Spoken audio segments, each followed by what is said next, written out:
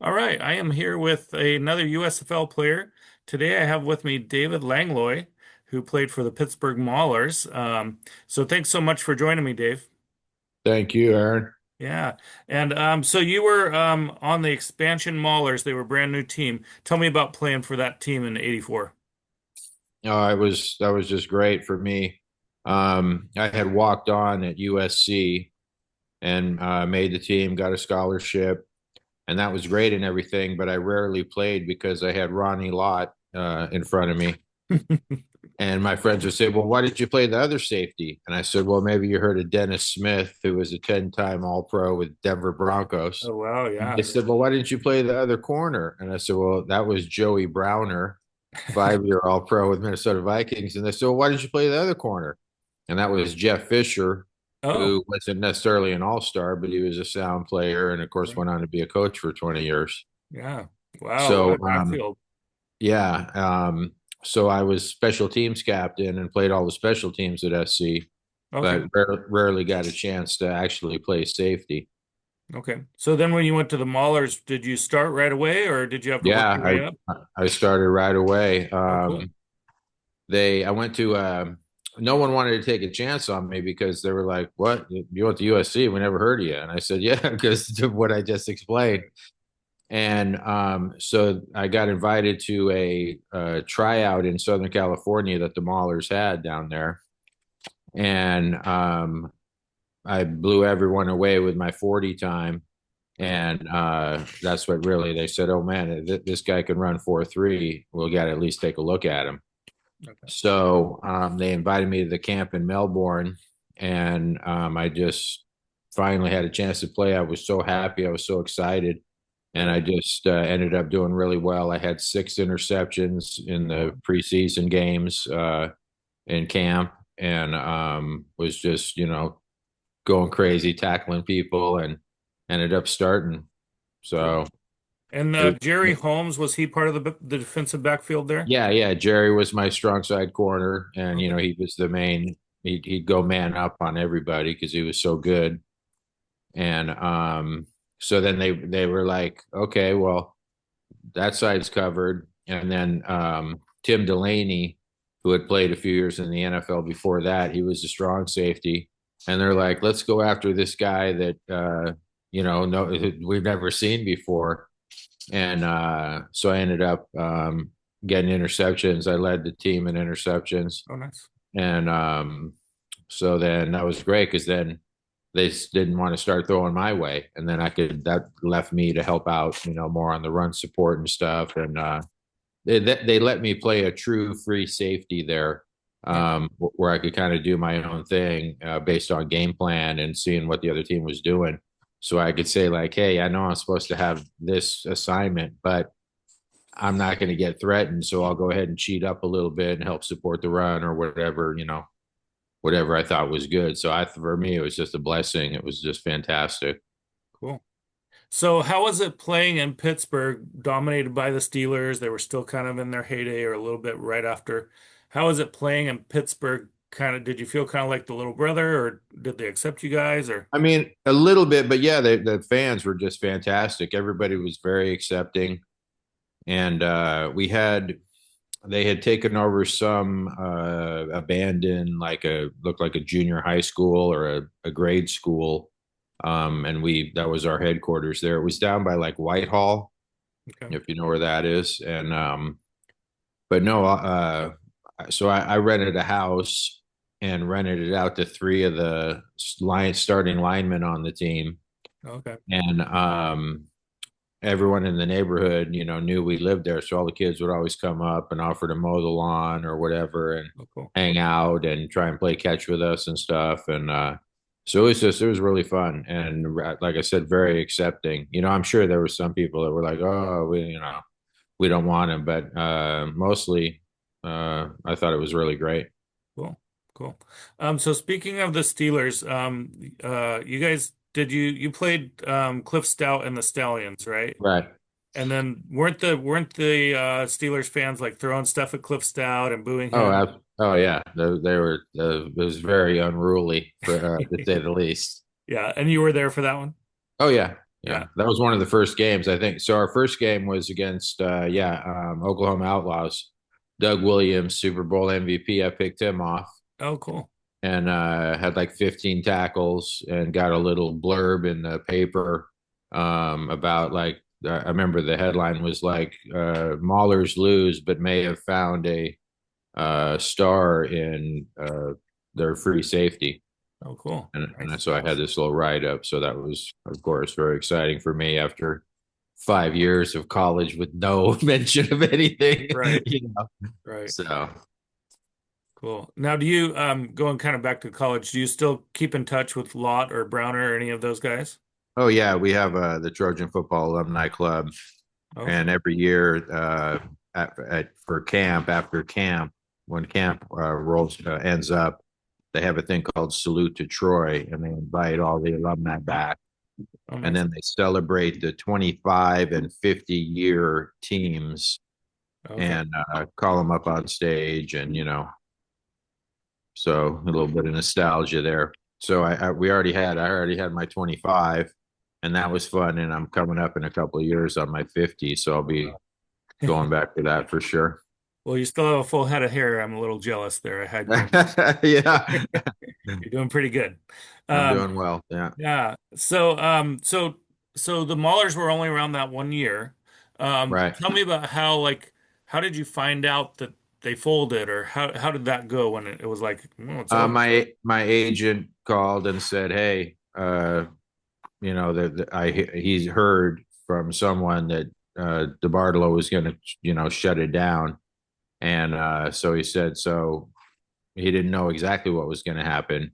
And Yeah. then a couple of weeks later, they said, okay, so all these guys will go into a supplemental draft. And then that's when I found I got picked in the second round by Spurrier for the Tampa Bay Bandits. Okay. And you had told me you blew out your knee. Did you do that before the end of the season with Pittsburgh, or when did Yeah, it right. happen? Yeah, right at the middle of the season. Oh man. Okay. Yeah, it was a bummer. Yeah. Um, so you only got to play like 8, 9, 10 games, something like that? Yeah, yeah, 9 games. Yeah. Oh, okay. In those 9 games, did you have anybody that just gave you fits to cover, like, a receiver, Anthony Carter, or anybody like that that just, Not really. In fact, I have a great hit on Anthony Carter. okay.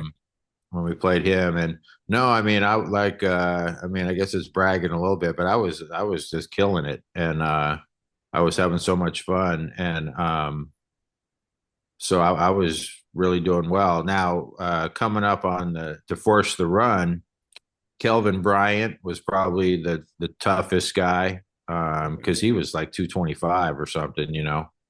and I have no problem coming up, but I was like, damn, that was a load right there. And then Buford Jordan Oh, uh, great. with the New Orleans Breakers. He was also tough. I think, because he was like 225 also, I think. Kind of a bowling ball, right? Oh man, and so he was really tough. But you know, I don't know. You have to kind of have that attitude of like, hey, no one's better than me, and I'll come up and take on anybody at any time. So no, no, nothing really ever struck fear in my heart for sure. I mean, playing at USC, just the practices at USC, I was going up against Marcus Allen, Charlie White, Oh, yeah. um, and then our line was unbelievable. We had Anthony Munoz, Keith Van Horn, Brad Buddy, Roy Foster, and Chris Foote. All those guys played years in the NFL. Yeah. And so we'd run that SC would run that student body right or left, and you come up and you see five guys that are all pro coming at you. I mean, it's like, so I'm Right. like, okay, it's no big deal. Yeah. So you'd been there. Now, did you guys play the Generals and Herschel Walker or not? Yeah, oh yeah, we played Yeah. everybody. Now, how was him to tackle, like with his speed and his strength and all that? Herschel definitely was tough and fast, but on that game, we had everyone. We kept them contained, and well, we didn't keep them that contained because we lost. But as far as the game plan was to get outside and force them in, Oh, okay. so we had more. If he broke the edge, he'd pretty tough to tackle. Yeah. I could tackle him because I was fast enough to catch him maybe. But in fact, that first game against Outlaws, they had it down on we had him backed up on like the 2 yard line, and they ran a total spread, and then did a quick little handoff to Harry Sidney, if you remember him, Uh-huh. and he broke it. And on the announcer, it was funny. He goes, "Oh, he's up the middle, and he's gone. There's no one there. He's at the 50. He's at the 40. Oh, he's caught from behind by Dave Langlois." Oh, And I nice. tracked him down. Yeah, and the guys on the sideline were definitely giving him grief that white boy white Yeah. boy caught him and dragged him down. So that was even though I was mad, I was kind of laughing when they were just hazing him as he was coming off to the sideline. Right. Yeah. But so that was kind of funny. And he But was another big backer, right? oh yeah, he was Yeah. big. Yeah, Yeah. Yeah. USFL seemed to have a lot of those, like, Tim Spencer and Spence. Yeah, all these no, I big mean fast guys. I don't want to say the USFL was necessarily comparable to the NFL, but as far as the starters, it kind of was. It Hmm. was just that when someone got hurt, you didn't have a 3 or 4 year vet backing them up. You Right. had a young guy, so the talent was there. I mean, Reggie White, give me a break. He's like one of the greatest ever, Exactly. Yeah. and just so many great players, especially the quarterbacks. Right? New Heisel, Kelly, um, what's the kid from Haber? How do you say it? Oh, yeah. A Bear. Yeah. Abear Yeah. from Michigan, Yeah. and so just a ton of great players, and but being together for the first time, being cohesive really quickly is kind of tough. Right. Whereas the NFL, all those guys had been mixing it up for 4 or 5 years together. Yeah. So, but yeah, the starting guys were, very, very good. It was just the backups coming in to replace. Maybe then you'd see a little bit of a drop off. Yeah. Yeah. As you can tell, I'm a Bills guy, and Kelly's one of my main guys. Did you ever go up against the Gamblers? No, I was hurt No. by when we played the Gamblers, Oh, okay. unfortunately. Yeah. Yeah, because their passing attack was just crazy. Oh, But yeah. I'm kind of glad. I mean, I wanted him to go straight to the Bills, but he didn't want to be up in the cold. So he Right, signed right. with Houston. But I'm kind of glad because he got from the USFL in that run and shoot. That's where he got his like play calling, his Yeah, like, quick offense, so when absolutely. they Yeah. implemented the K gun, he was right on it and, Yeah. went Everybody to knew Heisel Young. I mean, yeah, uh, USFL, a lot of passing, which for a defensive back, I'm loving that. right. Yeah. Cool. So I just wanted to kind of see like once football was over, has there been anything like, I know we've talked a little bit online with your diving or swimming adventures. Anything you're totally into that you want to share with people and any adventures you've had post football? Post football, yeah, I went down to Cabo, and Okay. there was kind of a place where the guys that had just been cut or were on the bubble um, would go to basically cry that they can't play football anymore and Okay. drown their sorrows. Yeah. And those few years, like 88, 89, 90, was Cabo. And I'd heard from some other guys, oh, yeah, my buddy Jim Leonard got cut from the 49ers.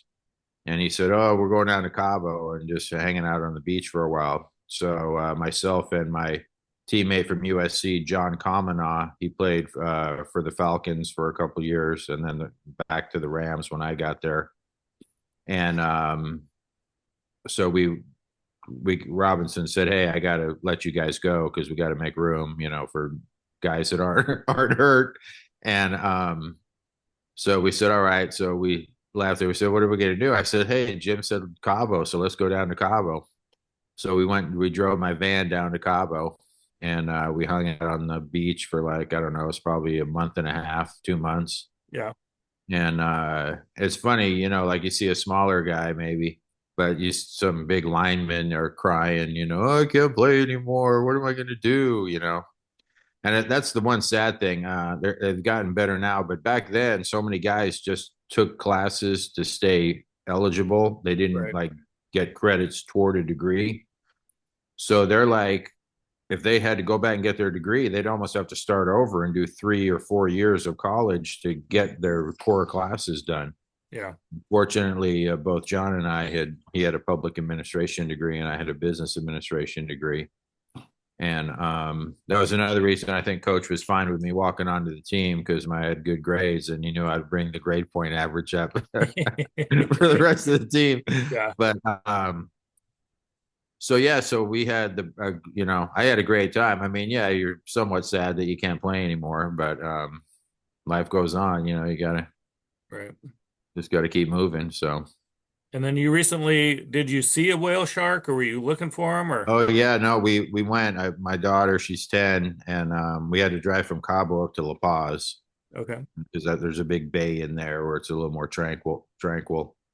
And yeah, so we went out, and it took at first we were like, I went with another guy and his daughter that we know from the condo we live in down there, and it took a good 3 hours to finally find one.